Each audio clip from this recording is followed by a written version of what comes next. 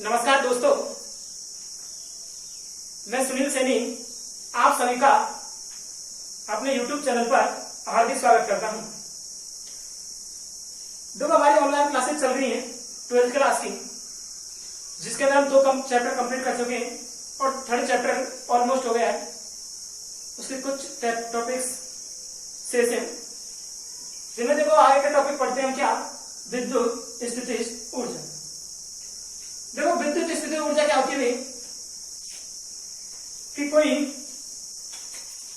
2 या 2 से अधिक आवेशों का निकाय है। कोई 2 या 2 से अधिक आवेशों का क्या है, निकाय है। उसमें किसी अन्य आवेश को लेकर आते हैं तो प्रतिकर्षण बल के विरुद्ध कार्य करना पड़ता है। क्योंकि प्लस आवेश तब पर, इस पर कैसा आवेश है, प्लस। यदि माइनस को लेकर आते तो कैसा करता, आकर्षण बल के विरुद्ध कार्य करना पड़ता। तो क्या कहते हैं भाई परिभाषा में इसकी विद्युत स्थितिज ऊर्जा की में कि 2 या 2 से अधिक आवेशों के निकाय में, 2 या 2 से अधिक आवेशों के निकाय में किसी अन्य आवेश को लाने पर प्रतिकर्षण या आकर्षण बल के विरुद्ध किया गया कार्य क्या कहलाता है, विद्युत स्थितिज ऊर्जा कहलाता है। 2 या 2 से अधिक आवेशों के निकाय में किसी अन्य आवेश को लाने पर आकर्षण या प्रतिकर्षण बल के विरुद्ध किया गया कार्य क्या कहलाता है, विद्युत स्थितिज ऊर्जा। तो ये होती है विद्युत स्थितिज ऊर्जा की परिभाषा। अब हमें क्या करनी है भाई, 2 आवेशों के निकाय की स्थितिज ऊर्जा की गणना करनी है। किसके लिए, हमें 2 आवेशों के निकाय की, 2 आवेशों के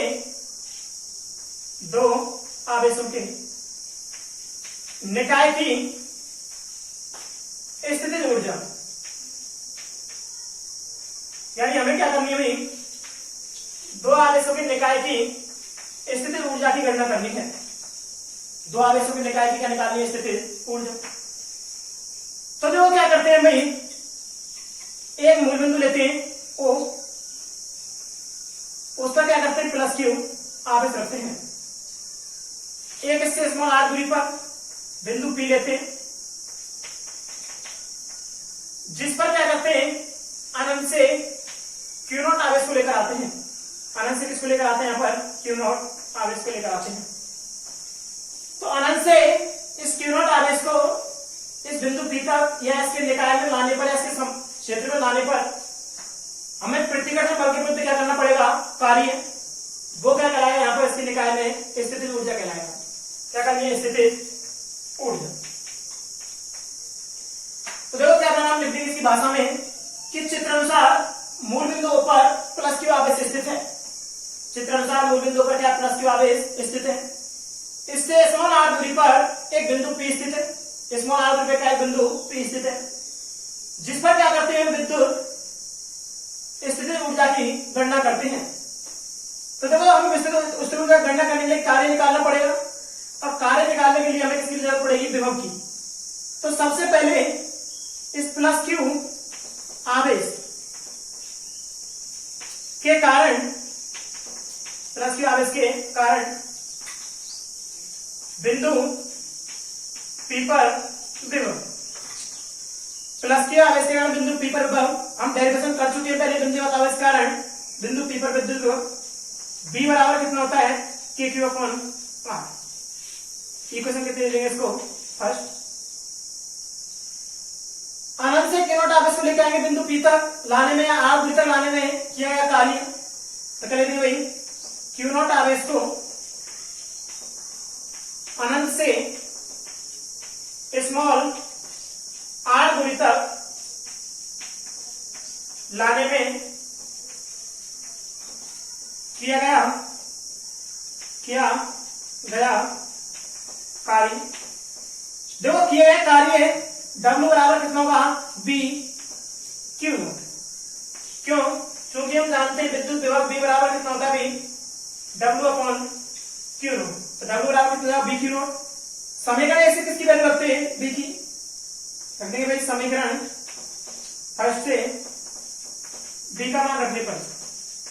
बी का मान रखने को।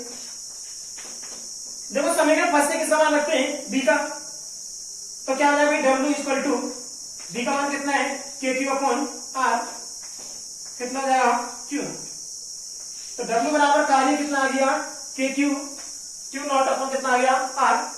हमने कहा जो कार्य करना पड़ता है वो किसके बराबर होता है, स्थिर ऊर्जा के। तो क्या लिखेंगे, चूंकि किया गया कार्य स्थितिज ऊर्जा के बराबर होता है,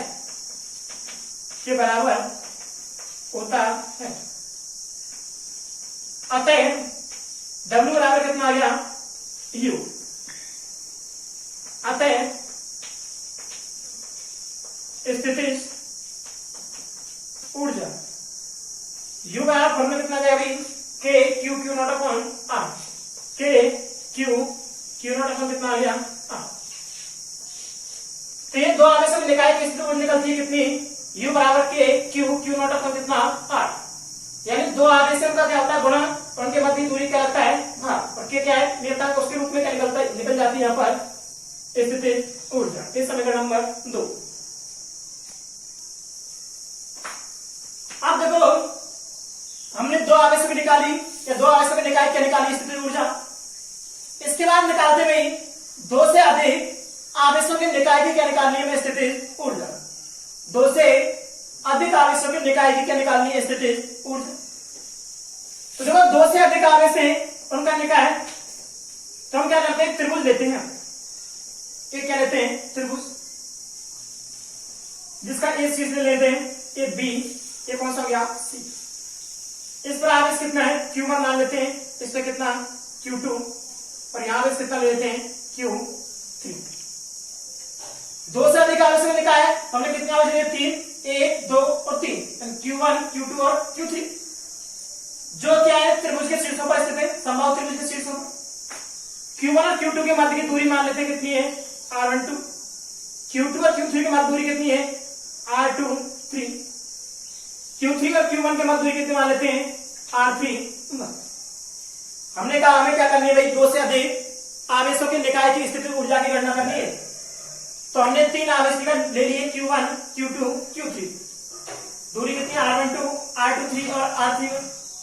तो देखो इसकी भाषा में लिखते हैं कि चित्रानुसार तीन आवेश क्रम से Q1 Q2 व Q3 है, जिनके मध्य दूरी क्रम से R12 R23 और कितनी है R31 है। आप देखो मैं स्थितिज ऊर्जा की गणना की दो आवेशों के निकाय की,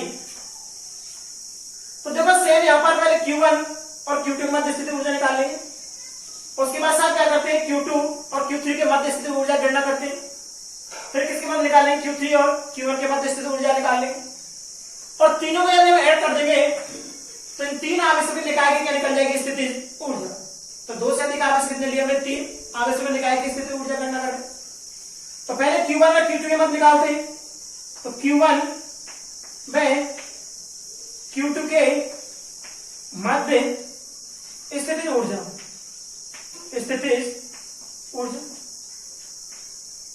देखो Q1 में Q2 के मध्य स्थितिज ऊर्जा निकालते हैं, क्या मान लेते हैं, U12 इक्वल टू कितनी जाएगी, K Q1 Q2 upon R12।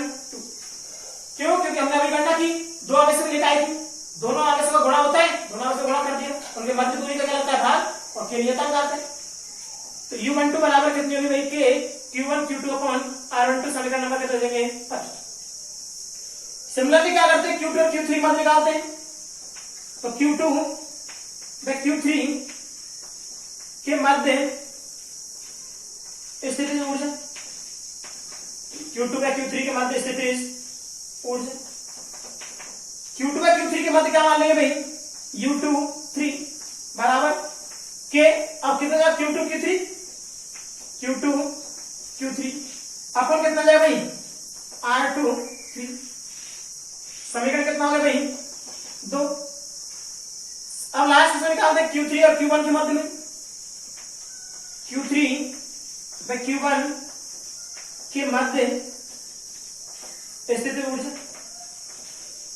स्थितिज ऊर्जा। देखो Q3 में Q1 की मात्रा कितनी हो जाएगी, U31 बराबर कितना जाएगा K Q3 Q1 अपन कितना जाएगा R3। समीकरण कितना ले लिया, तो देखो हमने क्या किया, Q1 और Q2 की मध्य स्थिति निकाली, तो देखो फॉर्मूला U12 बराबर कितना आ गया K Q1 Q2 अपन कितना आ गया भाई R12।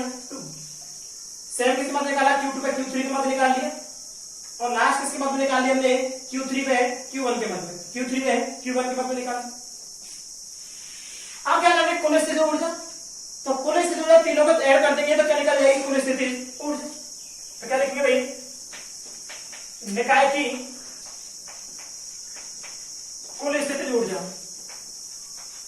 कुल स्थिति ऊर्जा। देखो निकाय की कुल स्थिति ऊर्जा क्या होगी भाई, U मान लेते हैं, इस पर कितनी होगी, U12 plus U23 plus U3, तीनों को ऐड कर दिया हमने, तो समीकरण 1 2 3 से क्या कितने वैल्यू देते हैं, तो क्या करेंगे भाई, समीकरण फर्स्ट सेकेंड थर्ड से मान रखने को, मान रखने, समीकरण 1 2 और 3 से क्या रख देते हैं मान, तो U equal to U12 value कितनी हुई K Q1 Q2 upon R12, Q1 Q2 upon कितनी है R12 प्लस K U23 है, तो U23 वैल्यू कितनी है K Q2 Q3 upon R23, K Q2 Q3 upon कितनी है R23 प्लस क्या बचती लास्ट U31, तो U31 इक्वल टू कितना है K Q3 Q1 upon R31, K Q3 Q1 upon कितना है R3।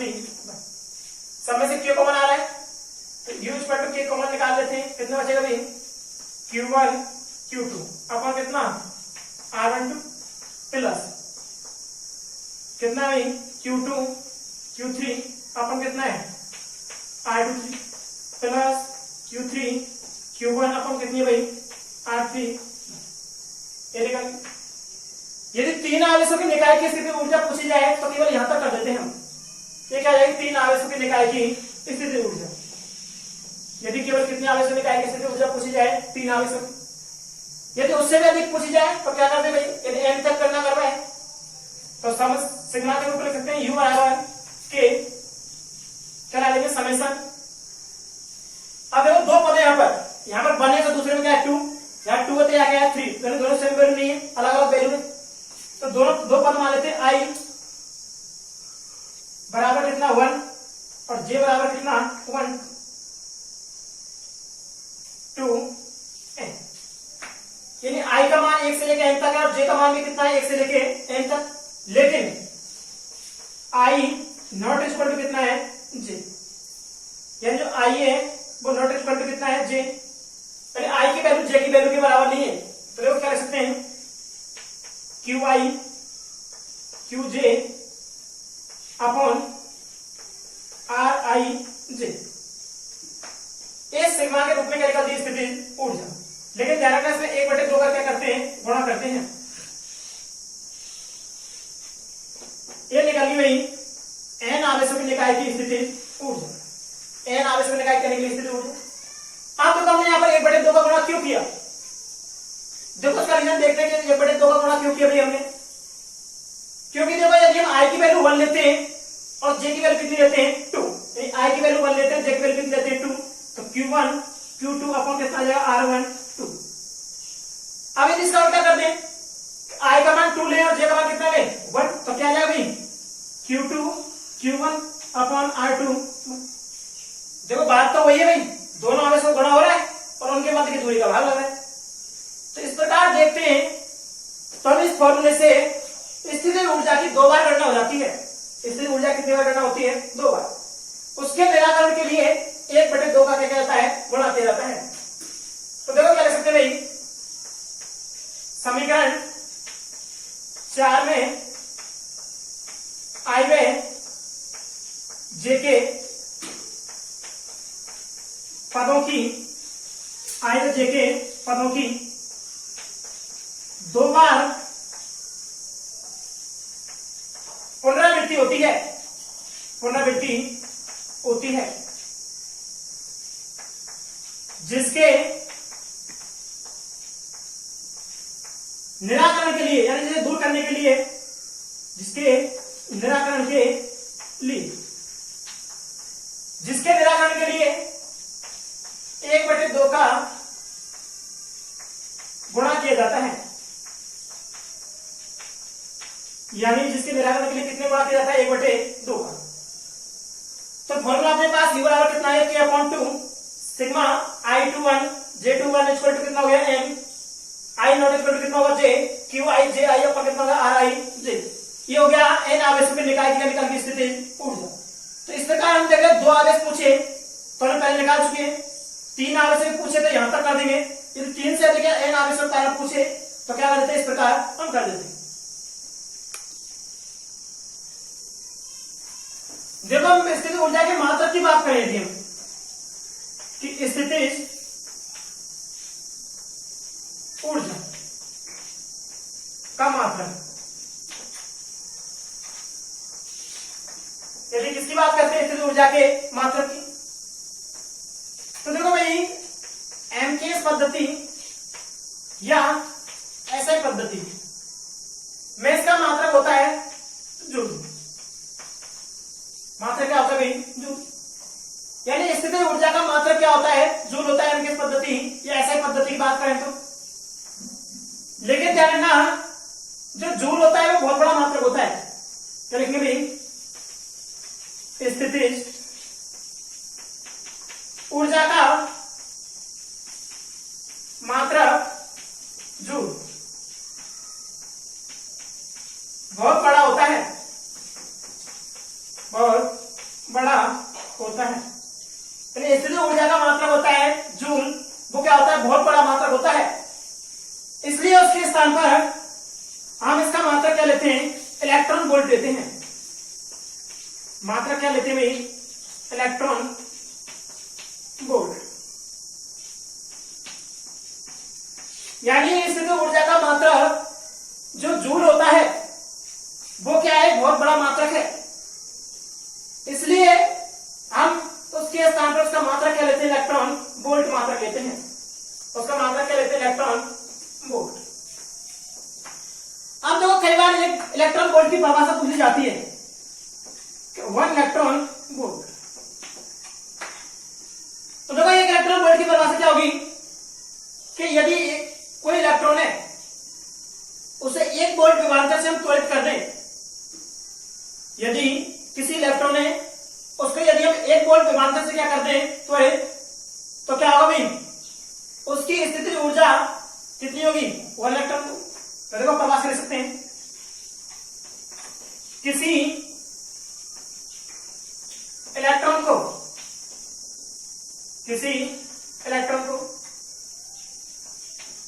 1 वोल्ट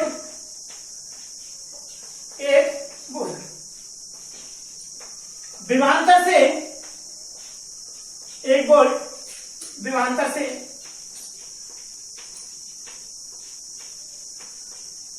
त्वरित करने के लिए, 1 वोल्ट विभवांतर से त्वरित करने के लिए आवश्यक ऊर्जा की मात्रा, आवश्यक ऊर्जा की मात्रा 1 इलेक्ट्रॉन वोल्ट कहलाती है। यानी एक इलेक्ट्रॉन की परिभाषा क्या होती है कि कोई इलेक्ट्रॉन है या किसी इलेक्ट्रॉन को 1 वोल्ट विद्युत विभवांतर से त्वरित करने के लिए जितनी ऊर्जा की आवश्यकता होती है, आवश्यक ऊर्जा को क्या कहते हैं, 1 इलेक्ट्रॉन वोल्ट कहते हैं।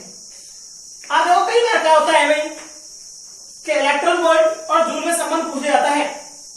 तो देखो इलेक्ट्रॉन वोल्ट और जूल में क्या संबंध होता है, 1 electron volt is equal to 1.6 into 10⁻⁹ joule होता है।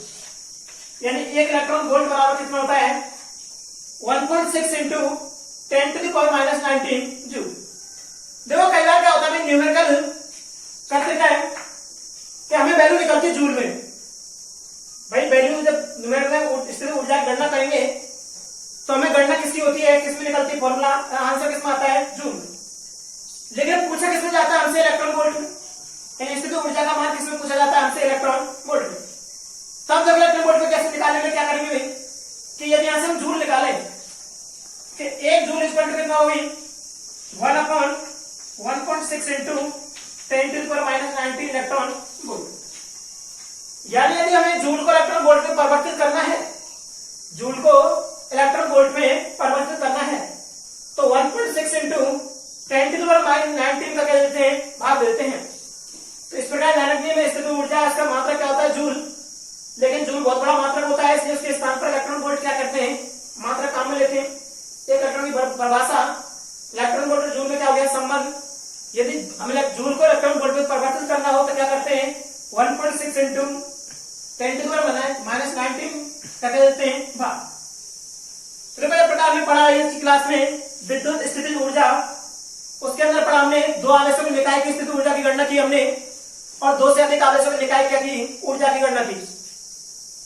अब देखो आज क्लास में और भी कुछ टॉपिक हैं जो उनके बारे में पढ़ेंगे। अगर देखो आप ये वीडियो देखते हो और वीडियो अगर आपको अच्छी लगती है तो लाइक करें और हमें कमेंट करके बताएं और हमारे चैनल को सब्सक्राइब करें। धन्यवाद।